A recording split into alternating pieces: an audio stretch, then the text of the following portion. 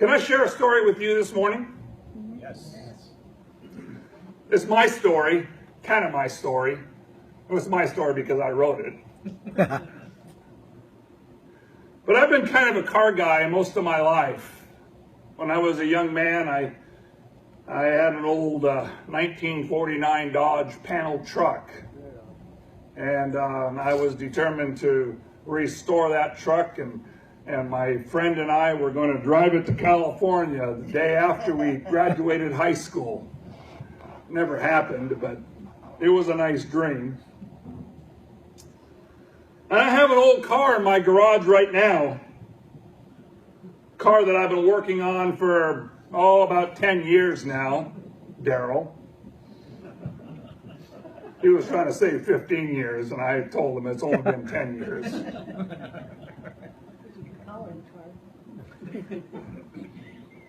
Yeah. When my car was born, on the assembly line of the GM plant in 1967, it was created in the image of its designer. It rolled off in the exact representation of what the Creator intended it to be. It entered the world clean and spotless, and the owner was proud to drive it down the street, and everybody would look at him in his new car. Then one day, it got its first scratch. Ouch. Anybody ever feel the pain of your car getting its first scratch? You know what I'm talking about. And then another scratch. A dent. A torn seat. A stained carpet. Rust began to form on its underbelly. The paint began to fade. And the attractiveness of its infancy was soon lost to the brutal elements of this world and the neglect of its owner. Until that once attractive style diminished into a homely, broken down shell of its former self. And as it got tossed around year after year, from owner to owner, it had been cut up, beat up, raced too hard, and soon abandoned. With the hope of restoration a fleeting thought, it was destined to go the way of most cars in its condition, the boneyard of recycled metal. And one day, as I was driving down the street, I saw that car on the side of the road with a for sale sign in its window. I didn't just see the sorry excuse of a car that it was. I was able to look past the rust and the dents and the worn out seats and the engine that barely ran and the brakes that didn't work. What I saw was the potential of what it could be.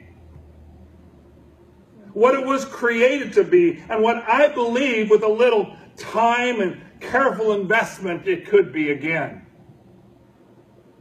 And so I bought that car that day, and I began to get to work.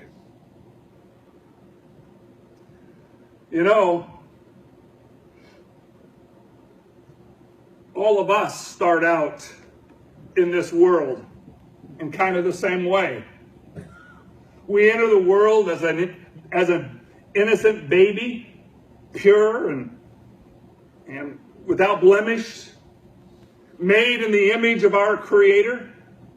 Our parents showing off their beautiful bundle of joy, and everybody oohing and awing over the new baby. Because after all, everybody loves a baby.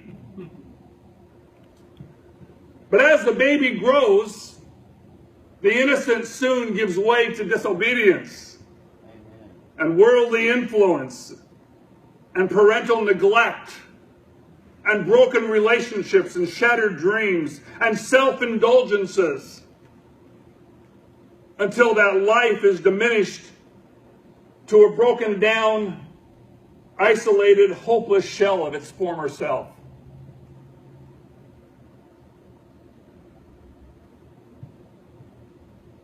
So oftentimes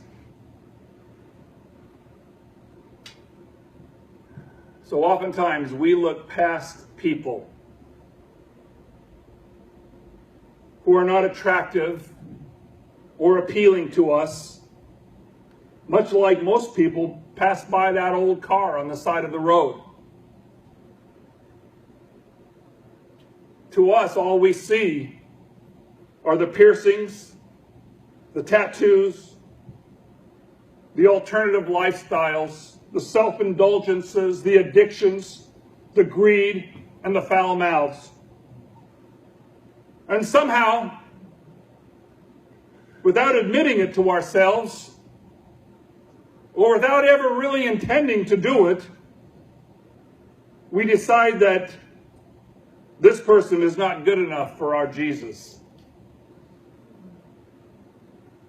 And so we turn a deaf ear and a blind eye to their desperate condition, thankful only for the fact that we are not like them.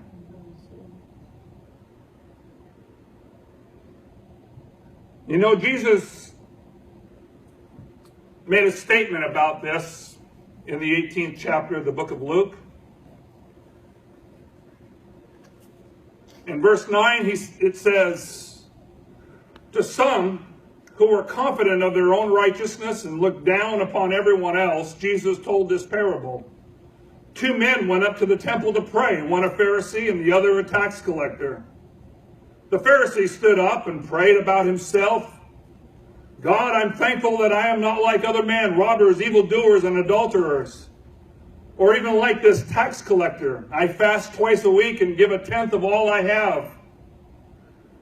But the tax collector stood at a distance. He would not even look upon heaven, but beat his breast and said, 'God, have mercy on me, a sinner.' I tell you, that man, rather than the other, went home justified before God. For everyone who exalts himself will be humbled, and he who humbles himself will be exalted."